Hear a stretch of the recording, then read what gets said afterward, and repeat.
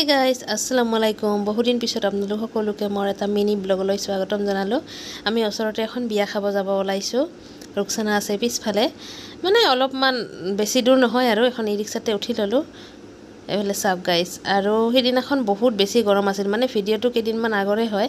আহি আমি বিয়াঘৰ পাই গ'লোঁ, আৰু আমাৰ গাঁৱৰ বিয়াবোৰ আচলতে এনেকুৱাই হয়।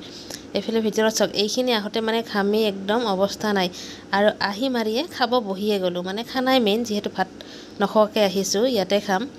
এতিয়া চাই আছোঁ আৰু ৱেইট কৰি আছোঁ কেতিয়া আহিব, আৰু অপেক্ষা কৰোঁতে ফাইনেলি আহি গ'ল। কি আইটেম আছে আপোনালোকক দেখুৱাই আছোঁ বাৰু। এইফালে চাওক, দাইল মাছ কিবা কিবি দি দিলে। এতিয়া খোৱা বোৱা হৈ গ'ল, আৰু খাই চাওক, ষ্টাইল বুলি অকল লিপষ্টিকে লগাইছিলোঁ, সেইখিনিও গুচি গ'ল। আৰু আহিছোঁ যেতিয়া কইনাজনীকতো দেখুৱাবই লাগিব। এইফালে চাওক গাইজ, এইজনীয়ে কইনা, আৰু এইটোৱে আছিল মিনি ব্লগ। আজিৰ কাৰণে বাই বাই।